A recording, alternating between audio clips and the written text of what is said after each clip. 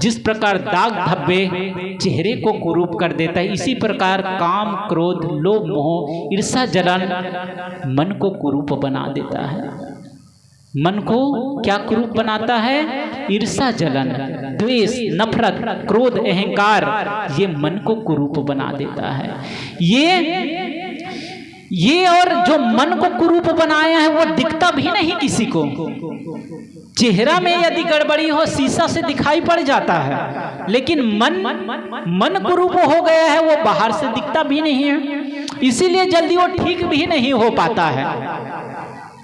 उसको देखने के लिए भीतर का शीशा काम नहीं आता है। उसको देखने के लिए एक माध्यम है ध्यान।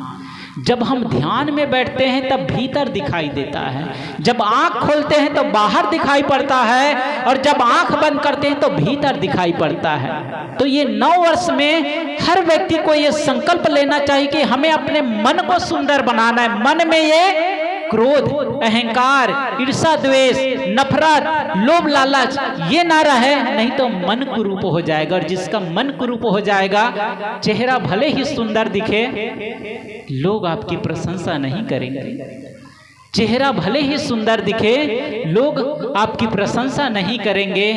यदि मन सुंदर हो जाए तो चेहरा यदि सुंदर ना हो तो भी लोग आपकी प्रशंसा करेंगे कि वो आदमी बहुत अच्छा है। भले ही सांवला क्यों ना हो, भले ही काला चेहरा क्यों ना हो, लेकिन लोग आपका सम्मान करेंगे, आपकी प्रशंसा करेंगे।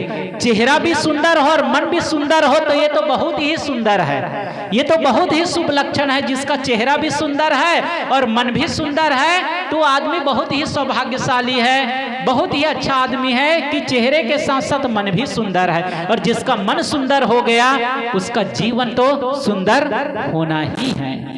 तो माताएं बहनें, आजकल देखो शायद इतने लोग जो बैठे हैं, कोई होंगे जो ब्यूटी पार्लर गए होंगे अपने शादी ब्याह में, लेकिन अभी के समय तो वो फैशन चल पड़ा है। लोग सब ब्यूटी पार्लर ये वो, चलो कोई दुल्हन है भाई, मेहमान आए तो सब दुल्हन को देखते हैं, तो दुल्हन को ब्यूटी पार्लर में ले जाए, उसको थोड़ा मेकअप वगैरह ठीक ठाक कर दे तो ठीक है, चलो दुल्हन को सब लोग देखें। लेकिन जिनके बच्चे शादी करने के लिए 40 साल हो गए, जिसकी उम्र 50 साल हो गए, वो लोग भी लाइन लगाए रहते हैं। वो लोग भी लाइन लगाए रहते हैं। एक दुल्हन के साथ साथ 10 और मेहमान आ रहे थे, वो लोग भी जाकर के बारी बारी से लाइन लगा करके वो लोग भी मेकअप कराते रहते हैं। अब जब 40 के हो गए, 50 के हो गए, तब चेहरा उतना सुंदर ना रहे तो भी चलेगा। वो तो ऐसे ही साधारण साबुन से चेहरा धो लीजिए, आप कुछ लगा लीजिए, अपने मेकअप कर लीजिए, सुंदर दिखेगा। अब जो अवस्था बची वो मन को सुंदर बनाने के लिए, वो भक्ति से, ज्ञान से, सद्कर्म से, अच्छे आचरण से, इससे जीवन सुंदर होगा। अब जीवन को सुंदर बनाने की ओर ध्यान दिया जाए, अब चेहरा पर ज्यादा नहीं तो जितना चेहरा को सुंदर बनाते जाएंगे, जितना चेहरा को ठीक ठाक उसी पर ध्यान देंगे तो देहाध्यास जगता है। फिर सोचता है ये शरीर ही सब कुछ है। आत्मज्ञान नहीं होता कि शरीर की भीतर भी कुछ आत्मा है जिसकी सत्ता से मैं देख रहा हूँ, सुन रहा हूँ, मैं बोल रहा हूँ, व्यवहार कर रहा हूँ, तो शरीर के भीतर भी कुछ है। उस आत्मा का ज्ञान होता ही नहीं जब ज्यादा फोकस शरीर पर ही रहेगा।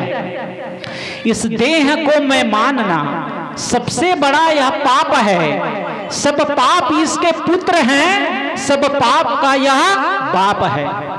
क्या कहा गया? इस देह को मैं मानना सबसे बड़ा पाप है, सब पाप इसके पुत्र हैं, सब पाप का यह बाप है। क्या है? ये देह तक ही सीमित रह जाना। देह के भीतर जो आत्मा है, जो चेतना है, उसका ज्ञान नहीं हो पाना।